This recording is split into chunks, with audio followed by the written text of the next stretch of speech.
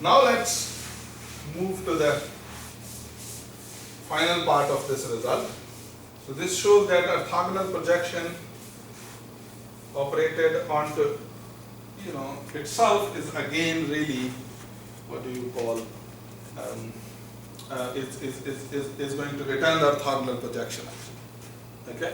So in other words, you take a vector V, project it onto subspace U, and then project it back. So you're going to return the same vector actually.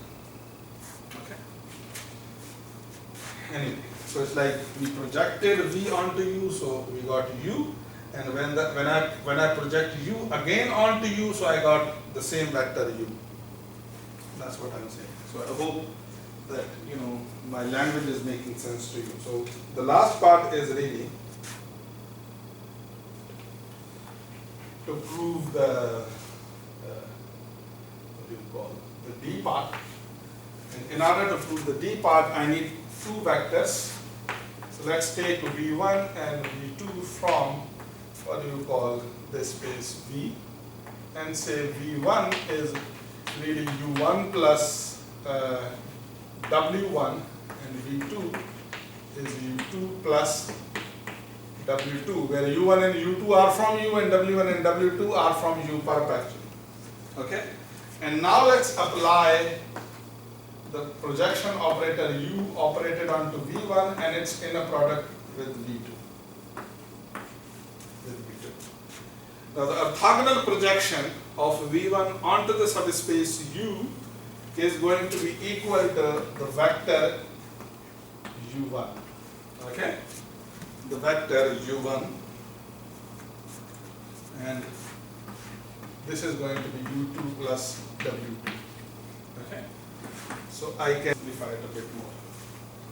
So this is going to be equal to U1 W2 plus U1 U2. Okay? This is what it is going to be. Now U1 W2 is an element, so these two are the elements from U perp, and these two are elements of U. So this must be 0. So you're going to get U1 U2. In fact, you can play the same game. I can say that okay, U1 U2, and say for example I take W1, okay, and its product with, so I take for example U1 and take its product with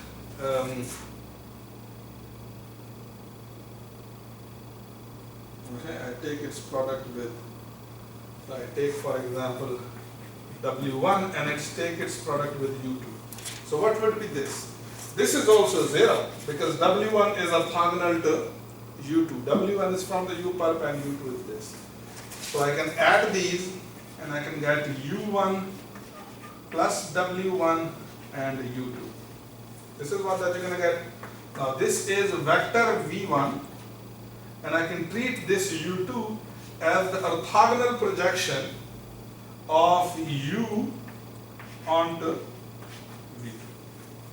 Okay? Onto, what do you call V2? So what would be the orthogonal projection of V2 onto the subspace U? Okay, so it's going to be equal to U2. Okay, so you have it. So this shows that this operator U is really self-adjoint. So it's a self-adjoint operator. Okay, so its adjoint is really equal to itself. Okay, so I hope you got some sense of it actually.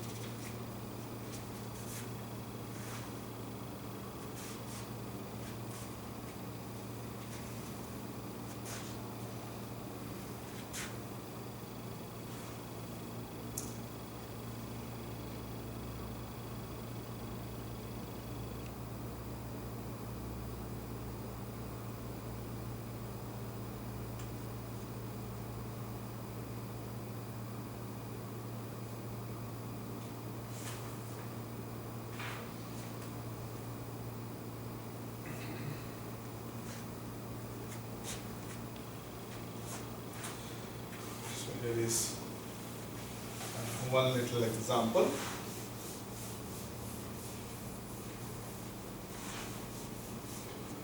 Let's talk about, say, one little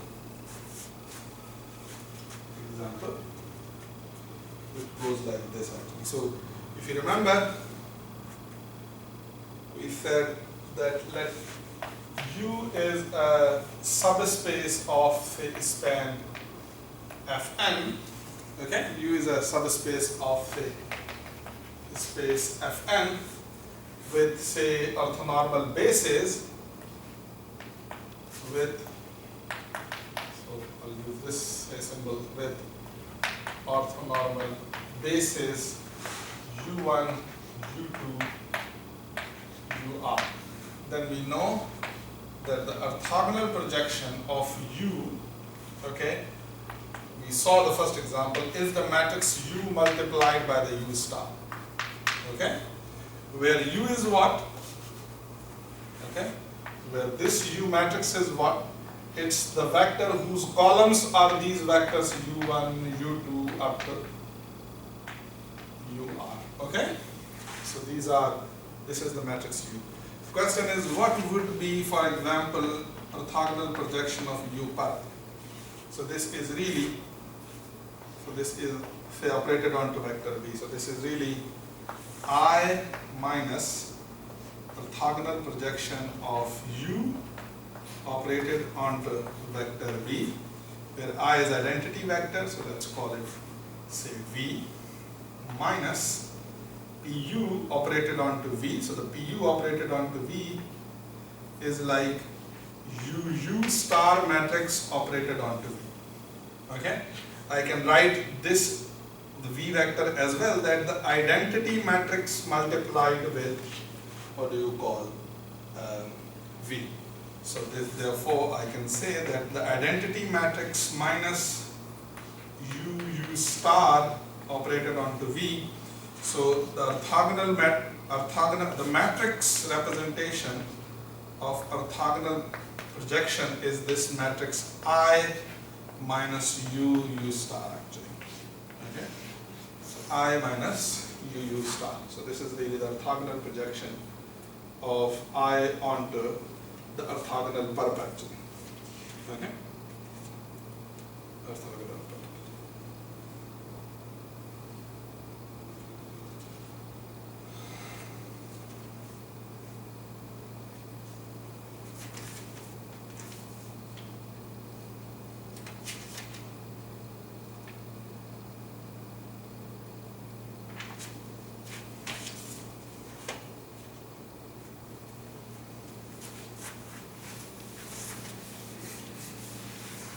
Now I would like to move to an interesting result, that if I have been given, for example, a linear transformation, okay, given a linear transformation, and I want to know, I know that orthogonal projection is itself a linear transformation. I want to know that, you know, whether a given linear transformation is an orthogonal projection or not. I know orthogonal projection is a linear transformation, it's self-adjoint, it's, you know, what do you call, idempotent. But if I have a linear transformation about which I don't know that whether it represents an orthogonal projection or not, okay, then what is the necessary and sufficient condition for it actually? Okay, so here is a theorem, a simple theorem, which says something very interesting, which says that if, let the space V be finite dimensional, finite, let this to be finite dimension, and let P from V to V be a linear map. So it's a linear map, any linear map. Then this P is going to be an orthogonal projection of the V onto some subspace. So this is orthogonal projection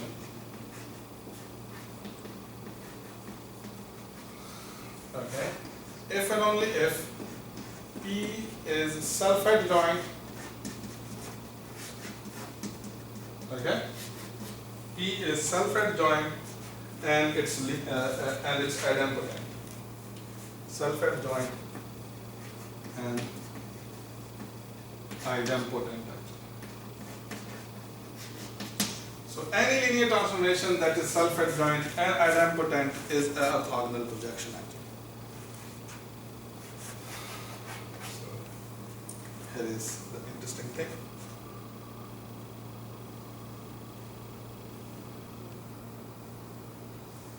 So let's prove this. Let's prove this side. In other words, let's assume that P is a orthogonal projection. And let's see that, it's self-adjoint or not, in scenario. Now, the first question, this side actually. The first question that is going to come in our head is that, okay, if the P is an orthogonal projection, is it an orthogonal projection of some subspace?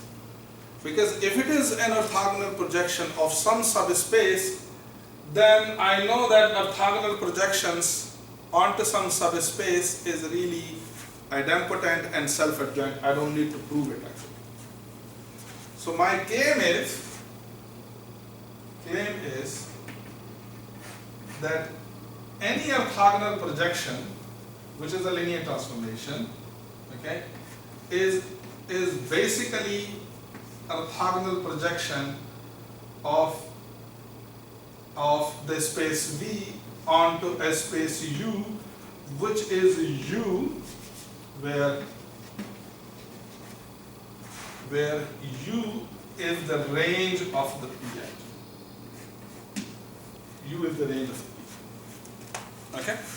U is the range of the P. In other words, P, any orthogonal projection can be treated as the orthogonal projection of the space V onto the range of the linear transformation. Okay? So if I can show this P is equal to PU, if I can show this equality, then I know about this, that this is really, what do you call, this is really a self-adjoint and an idempotent operator. I don't need to put. So if this is self-adjoint and idempotent, this is also self-adjoint and idempotent. So how I'm going to show it? Now we know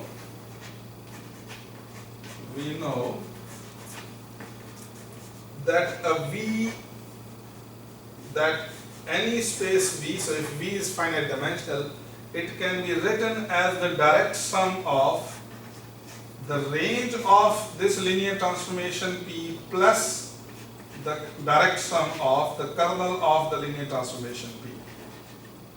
The kernel of the linear transformation P. So in other words, you can take any linear transformation, then the entire space is, so if the space is finite dimensional, then the entire space is the direct sum of the range of that, what do you call, range of that space and the kernel, range of that linear transformation and kernel of this linear transformation. So this is first linear algebra course result actually. So if this is the case, any V from the inner product space, we can find, we can write it as V equal to, say, PV plus, what do you call, V minus P. Okay, so V minus PV. Okay, this is what that you're going to get. So PV is an element of the range and V minus PV is an element of the kernel actually. Okay, this is really an element of the kernel. Okay. Now, and this description is unique. And this description is unique actually. Every V can be written as an element from range plus an element from the kernel of P. Okay, so if this is an element of range, so this must be an element from the kernel actually of the P. Okay, this is what you're going to have. Now we will move towards the claim of the U. Now let's take, for example, a vector V and operate it, project this vector V onto the, what do you call, orthogonally onto this space U, where the U is the range of the space U. Then I know that I'm going to get a vector U. Okay? I'm going to get a vector U, where this U is an element of range, where U is an element of this range. So what does this show? And V can be written as U plus V minus U. Okay? Where V minus U is an element from the U perp, which is the range, the perp of the range of P. But what is the perp of the range of P? So this is really equal to the kernel of P. So V minus U is from kernel. Okay? V minus U is also an element from kernel. Now I have two descriptions for vector V.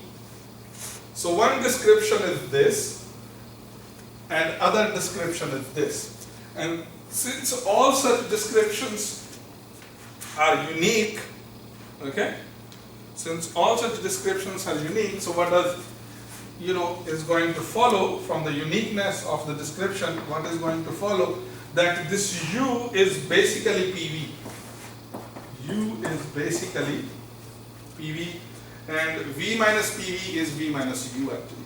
And if the U is basically PV, then I know about U that this is the orthogonal projection of the U onto V. So the P is equal to, what do you call, PV for all V in the space V. So what does this show? This shows that this projection P is basically an orthogonal projection of V onto the, what do you call, subspace U. And this subspace is really, what do you call, the range of the P actually. So since I know about this, that this is self-adjoint and what do you call, idempotent, so the P is also self-adjoint and idempotent. So I hope this makes sense actually. So what did I show? That P is equal to the PU, where the U is the range of the P. So therefore this is self-adjoint and idempotent, so this is also self-adjoint and idempotent. Let's move to the what do you call, second part of the proof. Let's assume that P is self-adjoint and idempotent. I'm going to show that P is orthogonal projection.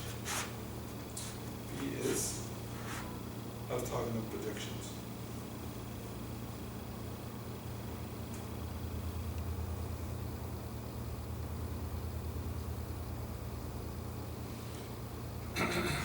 So suppose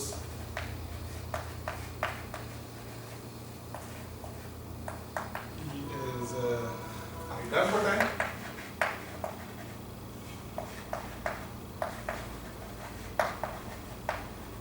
and self-adjoint. Okay, so self-adjoint. So my claim is that then this P must be an orthogonal projection. Okay? Must be an orthogonal projection. So if it is, in order to show that this P is an orthogonal projection, so claim is, now the claim is that P is basically an orthogonal projection. Okay, P is orthogonal projection of V onto range of P. okay, onto a space that is range of P. So this is what is really the orthogonal projection. So if this would be the case, we are done. So how can I show this? I can show this by showing that let's take a vector V. So I can show this that P is a orthogonal projection of V onto U by taking any vector V and writing it as the direct sum of an element of the of orthogonal projection. So in other words, if I can write this V as P of V plus V minus P of V, so if I can establish this inequality, okay, then and such a description is unique actually. So if I can establish this, then I can treat, you know, this PV or P as the orthogonal projection onto what do you call U actually. Okay? So this is what we would like to have. By the way, this is not difficult to write. The PV V is equal to PV plus V because P is a linear transformation. Okay? So the PV is an element from U, which is range. Question: is V minus PV an element from the U perp, which is the kernel of P? Which is kernel of P? The answer is, let's check it. So in order to show this, let's apply the P onto V minus P. Okay, V minus P. So what are you going to get? You're going to get, by the way, this is equal to, the range of P is equal to the kernel of P star. Okay? Kernel of P star. Okay? But since P is self-adjoint, the P star is equal to the P. So you have to keep the justification in head actually. So P operated onto V minus PV is going to be the PV minus P operated onto PV. Okay? P operated onto PV. So what does this show? But P operated onto P. Okay, so P, composition of P with P, since it is idempotent, so it must be equal to P actually. Okay? So this is going to be PV. So P square is P, so this will again become PV, and hence this will be 0. So what does this show? That this belongs to the kernel of P. So this shows that V minus PV belongs to the kernel of P actually. Okay? This is what you're going to get.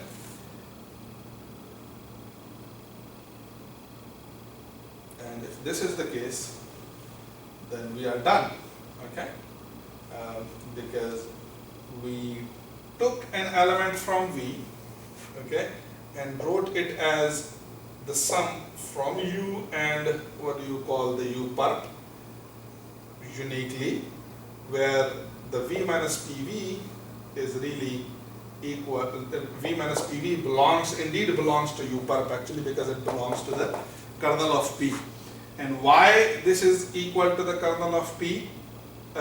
Because P is a self-adjoint operator actually. Okay, so I hope this is making a little bit of sense to you as well.